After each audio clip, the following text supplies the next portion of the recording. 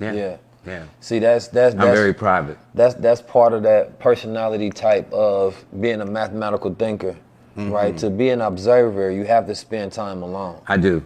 Right, and it helps manifest and nurture, right, that intuitive and mathematical mind that you have, right?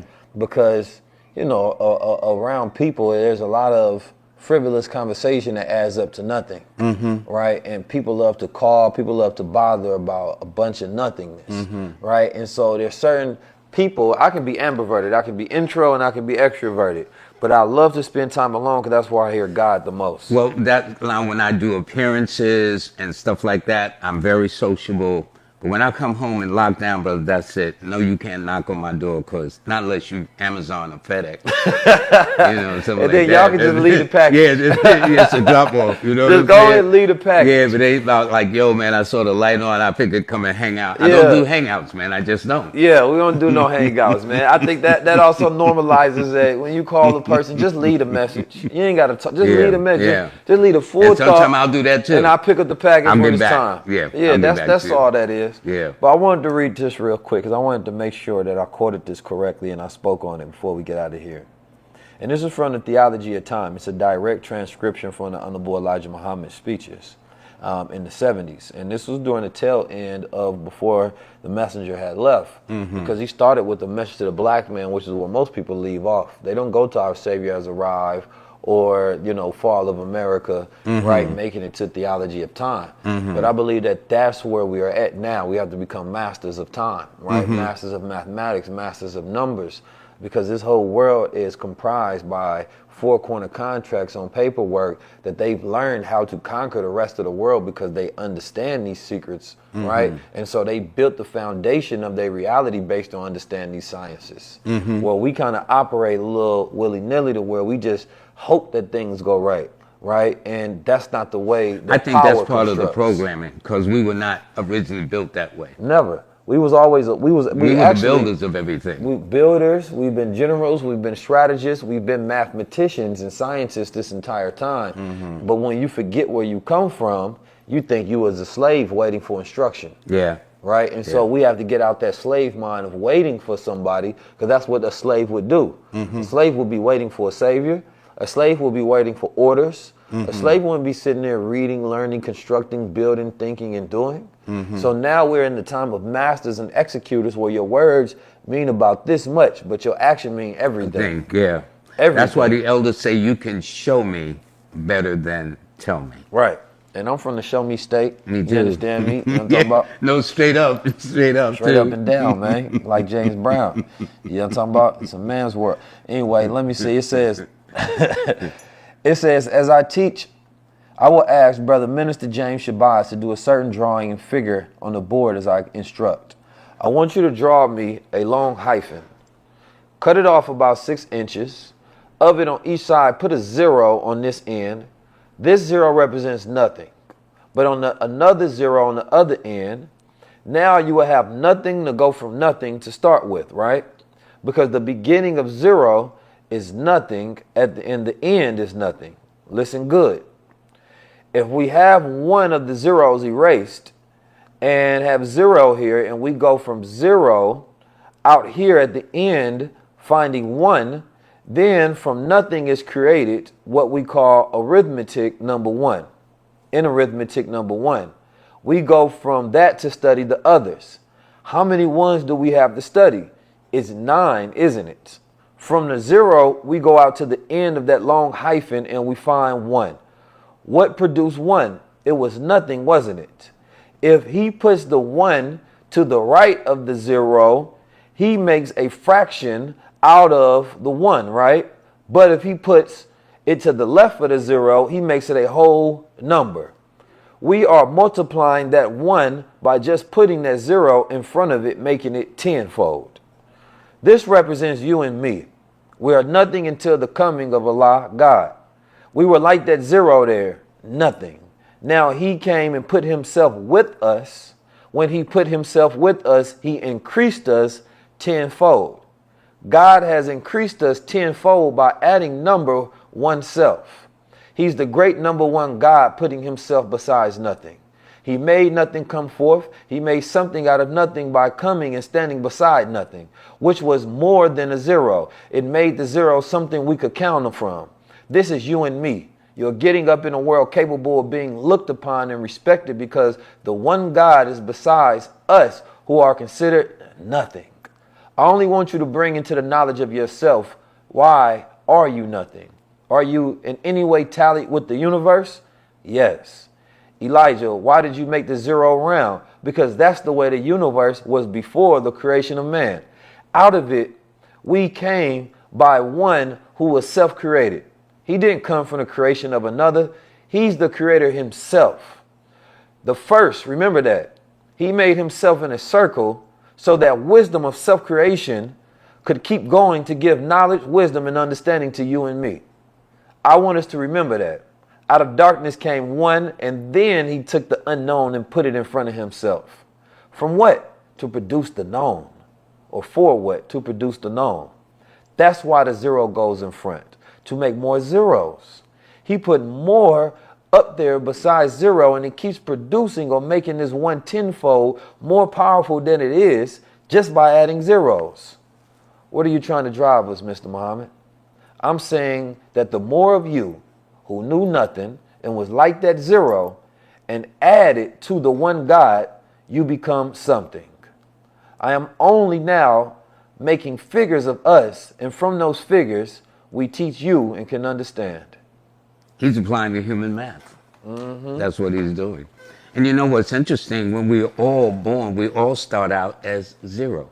We don't come out as one. Mm-hmm. You got to wait 365 days or whatever before you reach age one. Mm-hmm. In the meantime, you're zero. Even in that stomach, you look at that placenta and that baby folded up like a zero. Yeah. He doesn't learn to stand up like a perpendicular man to become one. No. He has to learn. He has to be given knowledge. And in life, a man can go back down to nothing, right? When he doesn't have nothing and he doesn't know nothing, he uses excuses to make nothing, right? But when you have knowledge of self, it makes you stomach in, chest out, head up. So you walk around like God because you're a field of God, which is the knowledge, wisdom, understanding, logic, and reasoning of the mathematical concepts of the universe that you can utilize to apply on a consistent and daily basis. And that's what makes you dangerous. Well, you know, it's interesting, and just in reflecting when there was a piece where Ye said, I am God. Now, people have thought he's crazy, but he has an understanding that I don't think a lot of people know because we have not been taught to look at ourselves as God, who we are. We're taught to look at less than. Or the people of God. Yes. Because that's the big argument today. Who are the people of God?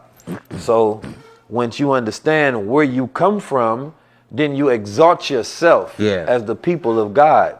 Well, my attitude is we are the original man. Now, if anybody got some problems with that, that's on them. Well, that's uncontestable. That's an immutable truth. That's like trying to make 1 + 1 = 4.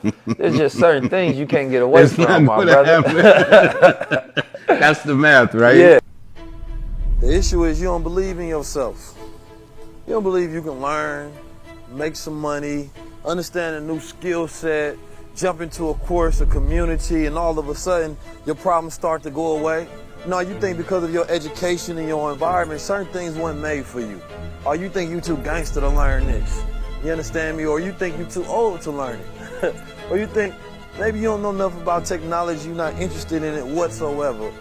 Or maybe you think just certain things are just not for you yet. You got all of these goals, aspirations, things that you think that you're privileged to in the world.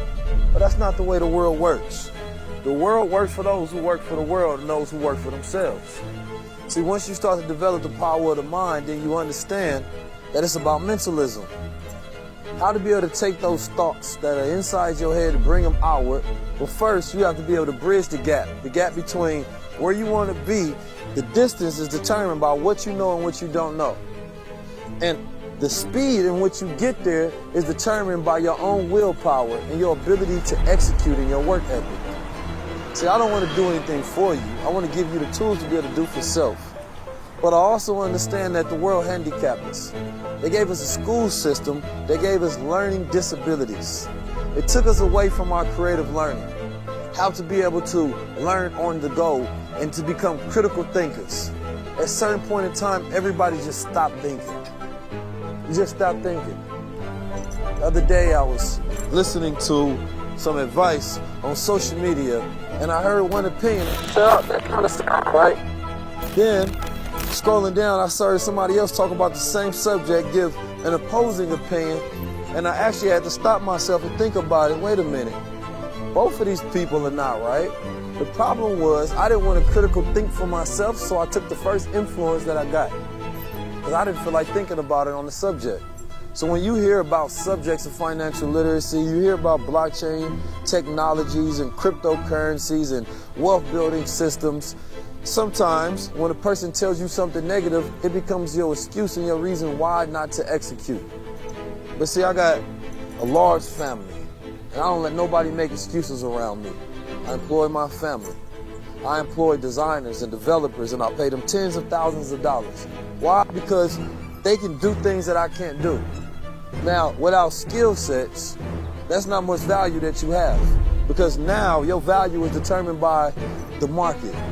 But when you have skill sets that nobody can take away, you always have value no matter where you are in the world and what time it is of the day. See, develop a skill nobody can take away, and you have a value that nobody can strip away. When we talk about wealth, I don't want it to be some pie in the sky idea. I don't want it to be some 10-year future. I want it to be now, because the future is now. Because they've built everything that we need, so you just have to learn how to use it, and we're going to teach you how to use it in the BWO. We're going to teach you how to use it in this block world order. You understand me? So now you can get off your ass and use your mind and get you some money. Use your mind to change the infrastructure of your life. But guess what? Nothing works if you don't work. So yes, we built the foundation, but it's up to you to stand on it yourself. Come and join the block world order. See what we have to offer. Now you can take those goals you have in your head and make them obtainable by the skills you possess in your mind. Tap in.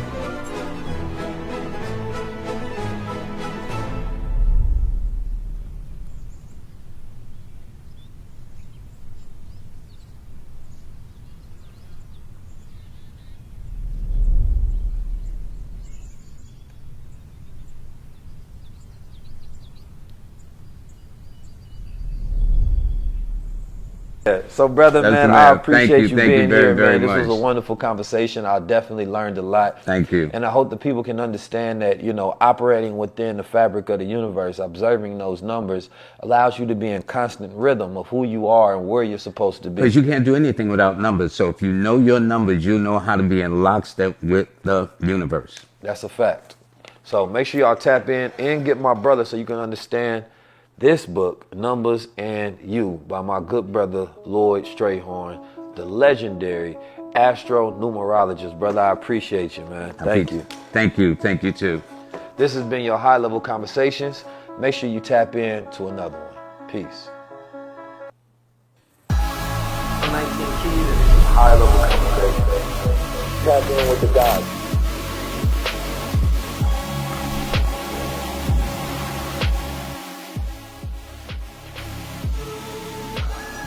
Well, first of all, if you knew 19 Keys' birthday like I did, which is the number 4, 4 is a very visionary. So they always do things in a kind of a visionary way. So people will hear something, but they don't get it until later on. So the point is he was able to bring out some things that I wasn't able to. Actually, his questions were quite original based upon most questions I get. But again, he's a 4. So I expect him to kind of think outside the box and respond like that. So to me, it was very good. To me, it was enjoyed. I felt right at home. You know, I first seen Mr. Strayhorn on Black Magic on YouTube, and automatically I was already looking for someone to speak about numbers and numerology, because that's deep on my journey, right? I go by a number, 19 keys, right? So, you know, when people ask me, like, am I into numerology? I would think it would be obvious that I would title myself after a number. So yes, I am deep into synchronicity, right? And intuitive understanding. And I'm deep into understanding introverted processes of thinking, which I think are, you know, being able to read the universe. And reading the universe is observing numbers. And so I've found different codes throughout my life that I've been able to utilize to achieve success. And so giving people an understanding of, finding the understanding meaningful coincidence, right? Which I think it was one scientist that said that coincidence is what's left over after a bad theory, right? And so for me, I don't particularly believe in coincidence. I believe in understanding and finding the meaning. And either a person hasn't found it yet, but that doesn't make it a coincidence, right? There's a pattern and a sequence and a cycle to everything in the universe, and understanding the cycle that we in right now, either as a people or as an individual, is a very important thing. And I believe that numbers can help us derive to that point. So the more mathematical that we think, the more control we have over our universes, right? And so we have multiverses. There's my universe, there's your universe. That makes it a multiverse, right? So it's the things that I go through, it's the things that you go through, which makes it the things that we go through. So understanding those cycles that you in, the cycle that I'm in, and understanding when it's time for us to unite, when it's time for us to build, when it's time for us to collaborate, when it's time for us to be thinking, when it's time for us to destroy and build and protect and maintain and manage and provide and teach. We have to understand the cycles of how these things line up. Even in stock trading, people utilize solar cycles and lunar cycles. People look at paradigm cycles, right? Whether it's Black Monday and October 19th, or they start looking at different recession cycles of certain things that have happened, because you understand that, especially when you understand the correlation between time and numbers, right? That all time exists at the same time, right? But there's different frequencies of time, and those are known by numbers. So for me, I'll look at numbers as, mathematical properties, right? And that all have a connection to different frequencies. And each thought that we have a vibratory frequency that can be measured. So when you think of the number 1, they can connect you to an ECG machine and they can see what that mathematical frequency is. Same thing with number 2, same thing with number 3. So you're operating all around the world saying 333, 444, 555, 666, 777, and you're not understanding the meaning. What is that frequency that is emanating, right, from you, that you are observing a pattern that you're showing yourself, because we live in the universe of ourselves, right? So the more that we know, the more we can understand of ourselves, because knowledge only allows us to understand ourselves, because we create the world. So the world is only a reflection of our understanding. So, numbers is one of those pieces of, the pie that allows us as a people to become mathematical thinkers, which allows us to not just talk, right, but to build. In brief, in numerology, the theory is predicated on your date of birth. So the month, the day, and the year you're born denotes why you're here. Normally only when it hit the fan, we want to know that. But we're all here for a purpose, a reason, and that's determined from taking the month, the day, and the year you're born. Your date of birth, though, is more immediate. That is what gives you your focus, your direction, that points you north on the compass. Your name, though, denotes your natural talents, gifts, skills, and abilities. What you do, who you attract to you, your philosophy, your career orientation. So when you combine both the name and of the birthday and the number of the name of the person, then you got a more composite picture of really the person's goal and purpose of being on this planet. All of us have a reason and a season. It's just what is yours. I talk to my students about this in the BWO, about creating profiles of themselves, right? From your personality type, from your design type, from, your different traumas you done went through. Now you adding the numbers, understanding days that you should operate on, different cycles that you should operate within is key. So now I don't want to make certain business decisions on the wrong day. I would rather it be in line when the universe is more in flow rather than being in friction, right? So now I understand during wintertime, I have to work 10 times harder because these are not my months, right? I understand my months are more closer to spring. That's when things flow for me just easily. I can do nothing and make money. That's my spring energy. But in the winter, I understand, by understanding that cycle, it's not that things that won't continue to work for me, it's that I have to put in more effort and more energy, right? And so my understanding, though, comes a lot from intuition and observation, but understanding is completely different. So knowledge gives me the ability to understand my intuition and my observations. which also allowed me to apply. I believe there are so many people that operate at a high level subconsciously, but can't tell you how or why. So God is always in the why. So once you understand the why, now you have a scientific method to reproduce it and to teach that method, because what we have in our culture is brilliance. Subconscious brilliance, where we operate from an intuitive, creative place, but we can't always turn it into a system, right? To where that is duplicable brilliance, where now we can just continue to turn out more and more and more. See, I read in there when you got that one and you got those zeros. So you take the logic of it, you put that one, now you got a system where you can just turn zeros out. And that represents the people, making them from nothing, teaching them something, and then turning them into God. So that's the God factory, about giving them the mathematics, giving them the truth, the knowledge, wisdom, and understanding. And now you got an operation of excellence. We all know that we have two minds, a conscious mind and a subconscious mind. So what happens is, in the process, if I'm asked a question by a client and I'm not sure, I will tap into his conscious mind, subconscious mind. How do I do that? Well, I'll ask the person to give me a number, basically 3 numbers. Those numbers will tell me whatever it adds up to will indicate subconsciously. So let's say a client asks me a question of a yes or no nature and I'm not sure. I'll say, well, give me any 3 numbers that come to your mind right quick. If it's an odd number, if those 3 numbers add up to an odd number like 12, 1 plus 2 is 3, it means yes is the answer to the question. If it adds up to an even number, it means no is likely to be. It'll also tell me that what the person is probably thinking about subconsciously by way of either the zodiac sign of the person or the date of birth of the person. That's one of my favorite topics, numerology and thought reading. Because the subconscious knows everything. The subconscious remembers everything and doesn't forget anything. You know, I think what it is nowadays, because we are so inundated with media, internets and whatnot, numbers are here, social security numbers, this, that, numbers, that I think because we're so kind of super saturated with it now, that we become numb to it. But you let these numbers disappear and you see how important they are. And I told people, if they don't believe in numbers, can you please send me your paycheck? I've been waiting a long time for somebody to send me their paycheck, because it's not going to happen. So these numbers mean something. But if they understood the more esoteric side of numbers, then they will know how to be in the right place at the right time in harmony with the universe, which is what my objective is. Because if you can be in the wrong place at the wrong time, you cannot tell me you can't be in the right place at the right time. And that's what I do. Make sure y'all get Numbers in You. My brother gives a very great breakdown. There's so much in this book that we didn't even get to go over, right? But there's a breakdown from your birthdays to the thought reading process to, the different Pythagorean theorems that you can utilize in numerology, to mastering self, to your days, to the different cycles, to, whether you was born in the first 52 days in the year and what that means, the type of people you should be around, the energy. There's so much in it that you can utilize to customize right within your life. So make sure that you click the link below and get my brother's book and understand the numbers and understand you. You know what I'm talking about?